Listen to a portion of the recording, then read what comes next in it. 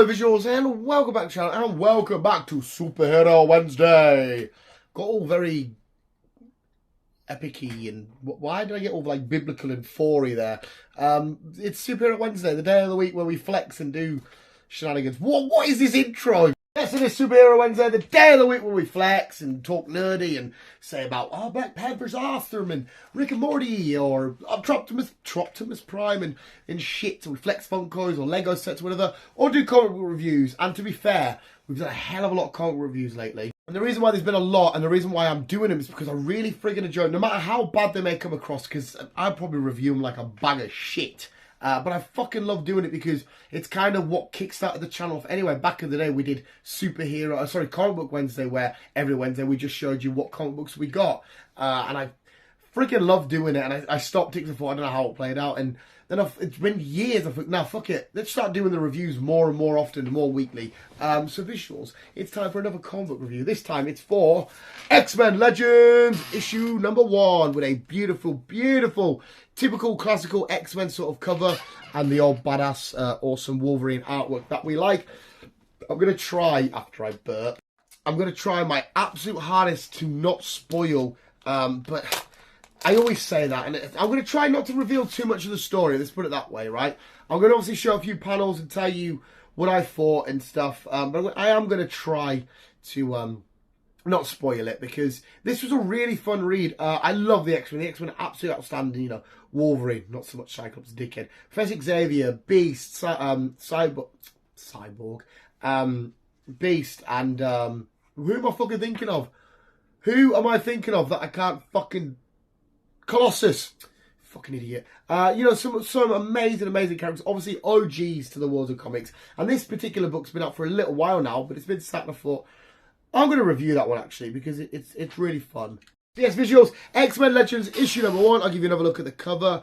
Is a very, very fun comic, especially if you know sort of like the history and whatnot of who the X-Men are and what the X-Men are and certain parts of the X-Men and their past and all that kind of carry on gets picked upon. I don't know if they'll do it more throughout each issue, but for this one, straight away, if I show you this beautiful, beautiful intro, I like this. At the start it says, "Let there be light." We get Wolverine.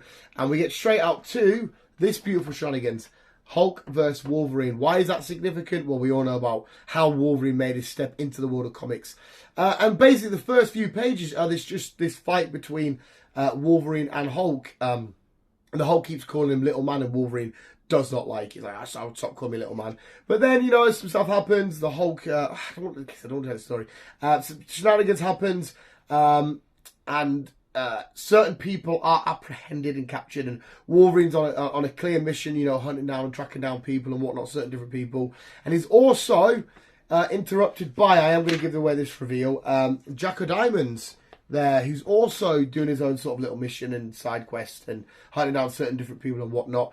To have a big reveal at the end, again, it's a huge spoiler because it's the ending, of the OG X-Men. We've got like the Havoc in there, the old original Blob, we got Angel and whatnot, Iceman, and more, especially like Iceman and all them, and Angel, more of the classic X-Men look. And we get the final of, will you look at that? Them must be the guys we're looking for. Next, still more mutants. So there's some weird mental crazy shenanigans where mutants are obviously getting dragged into this one timeline or this one area or this one specific place, and Wolverine's on his way to track him down and see what's going on and wonder what's happening. But it's a really fun read. It's a nice... I like the X-Men comics because they go a little bit more... Well, I personally think they do. I think they can be really wacky and kooky and out there with the science, and whether they're doing time travel and stuff or changing... You know, remember like, you know, the whole Days of Future Past whatnot shenanigans.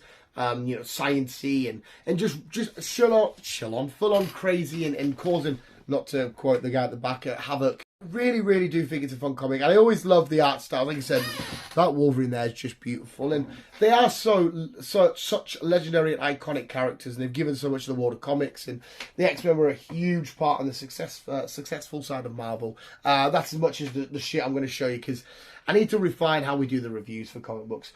But...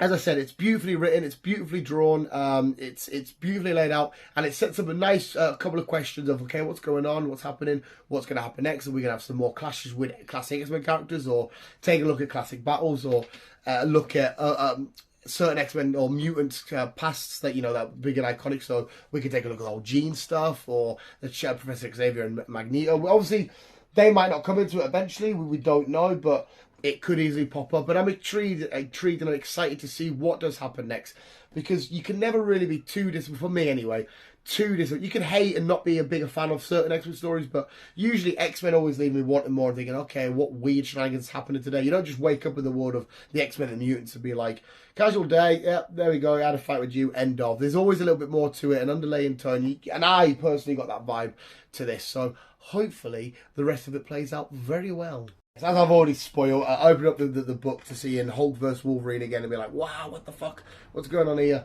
And just enjoying it. And like I said, even if you just want the first issue, just to put in a frame, because it's such a beautiful, beautiful cover. But yes, fun, well done, looks beautiful, very intriguing. It's got a lot of question marks left over it, and I want to see how it plays out. This was a very short, I feel like I've done the review already, and it was very short and straight to the point. Did I even... Please critique me as negatively or as positively as you want, please. I don't know how this review played out, but I've already set my tone to this is the end now. But there's my review for Amazing X-Men Legends issue 1. Obviously, the fact that it's Legends, you know, their legends, their old stories, gives away anyway. But even though that went right over my head until I read the book, I was like, oh yeah. But X-Men Legends issue 1. Perfect, 10 out of 10. I haven't got an issue with it so far. So there we go, visuals. If you did enjoy this review, please will boost and let me know in the comments below. Anything you want to let me know. Critique me in whatever way you bloody well want, you beautiful bunch of bastards. And visuals, apart from that, thank you so much for watching. You guys are literally the fucking best. Always keep being you and keep on web slinging on.